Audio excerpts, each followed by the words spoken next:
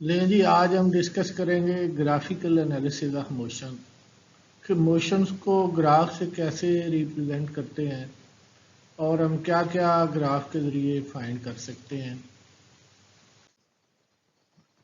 लो भाई जवानों, हम अब ड्रा करते हैं स्पीड टाइम ग्राफ। तो स्पीड टाइम ग्राफ ड्रा करने के लिए आप इस गाड़ी की हरकत पे गौर करें कि ये गाड़ी यूनिफॉर्म स्पीड से मूव कर रही है। अब अगर कोई ऑब्जेक्ट यूनिफॉर्म स्पीड से या कांस्टेंट स्पीड से मूव कर रहा हो तो उसका जो स्पीड टाइम ग्राफ बनेगा वो हम देखेंगे। तो जब आपने इसके डाटा से यानी डिस्टेंस और टाइम से स्पीड निकाली तो स्पीड बनी 2 मीटर पर सेकंड। अब हम जिस तरह डिस्टेंस टाइम ग्राफ में हमने टाइम को अलोंग हॉरिजॉन्टल एक्सिस लिया था, यहाँ पे भी हम टाइम को अलोंग हॉरिजॉन्टल एक्सिस लेंगे और स्पीड को लेंगे अलोंग वर्टिकल एक्सिस। तो जब टाइम हुआ 5 सेकंड तो उस वक्त स्पीड थी 2 मीटर पर सेकंड। जब टाइम हुआ 10 सेकंड तो तब भी स्पीड थी 2 मीटर पर सेकंड। जब टाइम हुआ 15 सेकंड तो तब भी स्पीड थी 2 मीटर पर सेकंड। तो इसका मतलब ये है कि स्पीड यूनिफॉर्म है। अब आप इन पॉइंट्स को मिलाएं तो ये एक स्ट्रेट लाइन बनती है और ये एक ऐसी स्ट्रेट लाइन है जो पैरेलल टू टाइम एक्सिस है। और स्पीड टाइम ग्राफ में अगर ग्राफ की line parallel to time axis हो तो स्पीड यूनिफॉर्म होती है और स्पीड टाइम ग्राफ देता है एक्सेलरेशन। तो यहाँ पे अगर line parallel to time axis हो तो एक्सेलरेशन जो होता है वो बॉडी का ज़ीरो होता है। एक्सेलरेशन क्या है? एक्सेलरेशन है चेंज इन स्पीड। तो यहाँ पे चूंकि चेंज इन स्पीड है ही नहीं, यूनिफॉर्म स्पीड है, तो इसलिए एक्सेलरेशन जो है वो ज़ीरो होगा।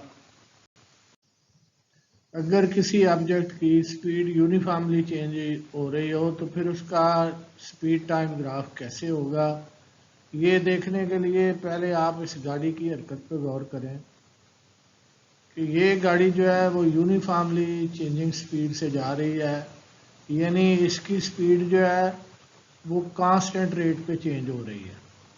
तो आपने देखा कि जब 1 सेकंड हुआ तो इसकी स्पीड थी 2 मीटर पर सेकंड। जब टाइम 2 सेकंड हुआ तो इसकी स्पीड थी 4 मीटर पर सेकंड। जब 3 सेकंड हुआ टाइम तो स्पीड थी 6 मीटर पर सेकंड। यानी in each second the speed of the car is increasing 2 metre per second. अब ये रहा टाइम और ये रही इसकी स्पीड। तो टाइम को हम लेंगे अलोंग हॉरिजॉन्टल एक्सिस और स्पीड को लेंगे अलोंग वर्टिकल एक्सिस। तो अब जी जब टाइम 1 सेकंड हुआ तो इसकी स्पीड थी ये 2 मीटर पर सेकंड।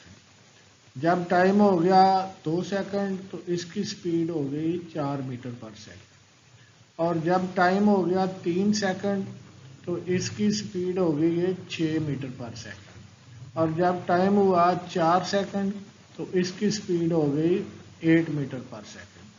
अब हम इन पॉइंट्स को मिलाएं तो ये एक स्ट्रेट लाइन बनती है। तो जब किसी बॉडी की यूनिफॉर्मली चेंजिंग स्पीड हो तो उसका जो ग्राफ बनेगा वो एक स्ट्रेट लाइन होगी। तो स्पीड टाइम ग्राफ जो होता है ये देता है एक्सेलरेशन। तो इसका मतलब ये हुआ स्ट्रेट लाइन का कि इस बॉडी का एक्सेलरेशन यूनिफॉर्म है। अब हमने वो एक्सेलरेशन फाइंड करना है। तो कैसे फाइंड करेंगे?